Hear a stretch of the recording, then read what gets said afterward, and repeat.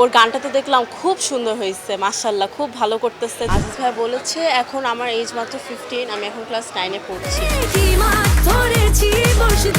আমি মনে করি আমি খুবই ছোট, ও যখন বড় হবে তখন কিন্তু ওকে দেখার জন্য মানে ছেলেরা মানে বাসা নিচে লাইন ধরে থাকবে। সেক্ষেত্রে অবন্তিকার চ্যালেঞ্জটা কি আসলে? আসলে আমি মনে করি জ্যাজ মাল্টিমিডিয়াতে যারা এসেছে তাদের যে চ্যালেঞ্জটা ছিল সেম ওরকম চ্যালেঞ্জটাই আমার চ্যালেঞ্জটা হচ্ছে আমি যেন বাংলাদেশে খুব ভালো একজন অ্যাক্ট্রেস হতে পারি, আমি বাংলাদেশের ইন্ডাস্ট্রিতে যেন খুব ভালো কিছু করতে পারি। আপনি আসলে ভালো করতে চান এবং এই কথাও বলেছেন যে আপনাকে নিয়ে এখন কেউ রিস্ক নেবে না। কনফিডেন্স লেভেলটা একটু নিচু মনে হয়েছে আমার, কেন? আমার এজ এখনো কম, আজিজ ভাই বলেছে এখন আমার এজ মাত্র 15, আমি এখন ক্লাস 9 এ পড়ছি।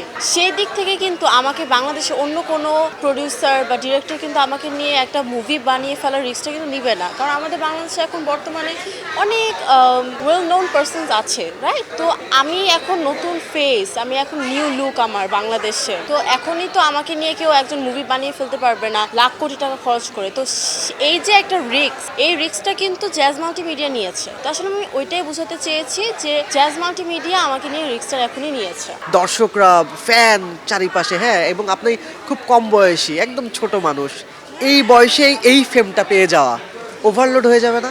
আমি মনে করি যে বাংলাদেশে কিন্তু যেমন পূজা চেরি, পূজা আপু, এবং আমরা যদি দেখি বিদ্যাসিনা মিম, তারপর আরও কিন্তু অনেক অ্যাক্ট্রেস আছে, তারা কিন্তু খুব ছোটবেলাতেই এসেছে, মানে তারা কিন্তু আমার থেকে হয়তো বা 2-3 বছর বয়সে বড়, এরকম অবস্থায় এসেছে তারা ইন্ডাস্ট্রিতে। তো আমি মনে করি আমি যে এই যে এসেছি ইন্ডাস্ট্রিতে, এই মিডিয়াতে আমি যে বয়সে ঢুকেছি, এটা মনে করি যে একটা পারফেক্ট এজ, কারণ ইন্ডাস্ট্রিতে অ্যাটলিস্ট সাকসেস পেতে হলে কিন্তু মানে আমি যদি কমও বলি অ্যাটলিস্ট 5 ইয়ার্স কিন্তু টাইম লাগে। তো আমি যদি মনে করেন এখন আমার 15, আমি যদি 5 ইয়ার্স ধরি, আমার 5 ইয়ার্স পর হবে 20, তো 20-তে যদি আমি একটা ভালো ক্যারিয়ার পেয়ে যাচ্ছি তাহলে এটা আমার জন্য ভালো না? এই যে বাঘা বাঘা সব নায়িকা, বুবলি, সাবিলা, তাদের সিনেমা চলছে, পাশাপাশি আপনার সিনেমা চলছে, চ্যালেঞ্জটা তো অনেক বিশাল, বা কম্পিটিশনটা অনেক বিশাল।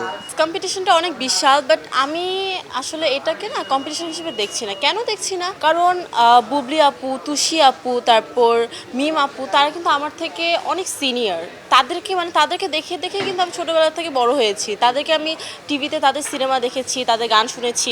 আমি মনে করি আমি খুবই ছোট, আমি এখনো মানে আমি এর আগেও বলেছি যে আমি বলতে গেলে একদম কাদামাটি, আমাকে সবাই গড়ে তুলবে, মানে জ্যাজ মাল্টিমিডিয়া কিন্তু আমাকে গড়ে তুলতেছে। তো আমি এখন এটাকে না মানে কম্পিটিশন হিসেবে দেখছি না, আমি এটাকে দেখছি আমার মানে শুরু, এটা দিয়ে আমার শুরু। তো ইন ফিউচার কি হবে, আসলে ইন ফিউচার আমি চাই খুব ভালো কিছু করতে, ইন ফিউচারে দেখা যাবে যে আমি কেমন করছি। তো আমি আসলে এটাকে কম্পিটিশন হিসেবে দেখি না, আমি মনে করি তাদের মানে বিদ্যাসিনা মিম, তারপর হচ্ছে বুবলি আপু, মানে সবার কাছ থেকে আমি শিখছি, আর তাদের অ্যাক্টিং স্কিলস বলেন, তাদের সব কিছু দেখে দেখে আমি ওগুলো দেখে ইন্সপায়ার হচ্ছি, তো ওগুলোকে আমি কম্পিটিশন হিসেবে নিচ্ছি না। তো পড়াশোনা করছেন এখনো, কোথায় পড়ছেন, কি পড়ছেন? আমি এখন ক্লাস 9 এ পড়ছি, কমার্স নিয়ে। ফেম পেতে পেতে হয়তো পড়াশোনাটা কন্টিনিউ হবে না, এরকম হতে পারে? আসলে আমার এরকম কোনো প্ল্যান নেই, আমি আমার পড়ালেখাটা অবশ্যই আমি কন্টিনিউ রাখবো, এবং আমার ফ্যামিলি আমাকে সবার আগে একটা শর্ত দিয়েছে, তুমি ইন্ডাস্ট্রিতে কাজ করো, আমাদের কোনো না নেই, তুমি আমার ফ্যামিলি থেকে আমি ফুল সাপোর্টটা পাচ্ছি। তো আমার ফ্যামিলি বলেছে তুমি পড়ালেখাটা সুন্দর মতো চালিয়ে যাবে, ঠিক আছে, কারণ আমার ফ্যামিলি হচ্ছে মানে সবাই মানে খুব এডুকেটেড, অ্যান্ড সবাই মানে ডাক্তার, ইঞ্জিনিয়ার বা ব্যাংকের লাইনে বা বাইরের কান্ট্রিতে চলে গিয়েছে এরকম টাইপের। তো আমার সবাই বলতেছে যে পড়ালেখাটা যেন ঠিক থাকে, পড়ালেখাটা ঠিক রেখে সব কিছু করো। ডান্স ক্যারিয়ার ছেড়ে অভিনয় ক্যারিয়ারে আসা, ওটাকে একদম ছেড়ে দিতে হবে নাকি ওটা কন্টিনিউ করবে? আসলে ডান্স ক্যারিয়ারটা ছেড়ে দিয়েছি বিষয়টা কিন্তু এমন না। একজন অ্যাক্ট্রেস হতে হলে বাংলাদেশে যদি আমি একজন অভিনেত্রী হতে চাই, অভিনেত্রী হলে সব লাগে, অ্যাক্টিং স্কিলস লাগে, ডান্সের স্কিলস জানা অনেক ইম্পর্টেন্ট। ডান্স করলে আমাদের মানে বডি অনেক ফ্লেক্সিবল হবে, তাহলে আমরা এক্সপ্রেশনটা ভালো দিতে পারবো। আমরা মানে ডান্স, আমাদের এই যে আমাদের মাসুদ রানা এই গানে, এখানে কিন্তু আমার একটা গান আছে, এই গানে কিন্তু আমি ডান্স করছি। আমি যদি মনে করেন যে আজ ডান্সটা না পারতাম বা আমি যদি ডান্সটা না শিখতাম, তাহলে কি আমি এইভাবে দর্শক এখন মানে দেখে বলতেছে খুবই ভালো হয়েছে তাদের মতে, মানে এই যে একটা কথা বা এই যে একটা মানে তারা যে আমাকে ভালো বলছে, এই বিষয়টা তো আমি তখন পেতাম না যদি আমি এই ডান্সটা না শিখতাম বা আমি যদি ডান্স না পারতাম। পরিবার থেকে এরকম কোনো কিছু হয়েছে কিনা যে কেন সিনেমায় এলে তুমি? পরিবার থেকে আমি তো বললামই যে আমার ফ্যামিলির দিক থেকে আমি ফুল সাপোর্ট পেয়েছি এবং আমি বলেছি যে আমার আম্মুর ফুল সাপোর্টটা আছে। আমার আম্মু কিন্তু একজন অ্যাক্ট্রেস হতে চেয়েছিল, মানে আমার এই যে সে যখন ছিল সে তার ইচ্ছা ছিল উনি একজন অ্যাক্ট্রেস হবেন, বাট আসলে আমার আম্মু ফ্যামিলি থেকে পারমিশনটা তখন পায় নাই, কিন্তু আম্মু এখন আমাকে ফুল সাপোর্ট দিচ্ছে। এখন মানে আমি পাচ্ছি আবার সাপোর্টটা, তো আম্মুর যে ইচ্ছাটা আগে ছিল তো ওই ইচ্ছাটা আম্মু আমাকে দিয়ে পূরণ করতেছে। আত্মীয় স্বজন, খালা, চাচি, ফুপু, খালাতো ভাই যে কেন পড়াশোনাটা কন্টিনিউ করবে, কেন এসবের মধ্যে গেল,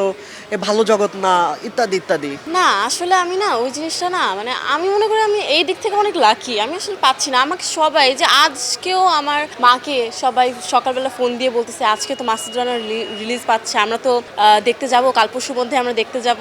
তো অবন্তীর ডান্সটা তো আমার বাসার ডাকনাম আমার অবন্তী, তো আমাকে মানে আম্মুকে বলতেছে যে ওর গানটা তো দেখলাম খুব সুন্দর হয়েছে, মাশাআল্লাহ খুব ভালো করতেছে, দোয়া করিও যাতে ইন ফিউচার খুব ভালো কিছু করে, কারণ আমাদের ফ্যামিলিতে কিন্তু মানে একমাত্র অ্যাক্ট্রেস হতে চলেছে। জাজ মাল্টিমিডিয়ার বাইরে কাজ করবেন? জ্যাজ মাল্টিমিডিয়ার বাইরে কাজ করার ইচ্ছাটা মানে আসলে এখনো আমি ওভাবে ইচ্ছাটা নাই, কারণ আসলে আমি জ্যাজ মাল্টিমিডিয়ার সাথে থেকে কাজ করতে চাই, কারণ জ্যাজ মাল্টিমিডিয়া হচ্ছিল আমার জন্য আলাদা রকমের একটা জায়গা, কারণ এখান থেকে আমার শুরু হয়েছে, আজিজ ভাইয়ের হাত ধরে আমার স্টার্টিংটা। এখন আমি চাচ্ছি যে ইন ফিউচার আমি জ্যাজ মাল্টিমিডিয়ার সাথে থেকে অনেক ভালো অনেক ভালো লেভেলের কাজ দিব, কারণ একটা থাকে না যে মানুষের কিন্তু এখন একটা আশা ইচ্ছা বাড়তেছে আমার প্রতি, দর্শকের যারা এখন হলে এসে দেখতেছে মাসুদ রানা, তারা তো এখন চিন্তা করতেছে যে ও ইন ফিউচার অনেক ভালো কাজ করবে, ইন ফিউচার অনেক ভালো কিছু দিবে আমাদের জন্য। তো আমি চাচ্ছি যে জ্যাজ মাল্টিমিডিয়ার সাথে থেকে অনেক ভালো বিগ বাজেটের কাজ আমি নিয়ে আসবো ইন ফিউচার ইনশাল্লাহ। আসলে আমি একটা জিনিস এখানে একটু অ্যাড করতে চাই, আমার আসলে ফ্রেন্ডস নাই বেশি, বিশ্বাস করবেন নাকি জানি না, আমার মেয়েদের মধ্যে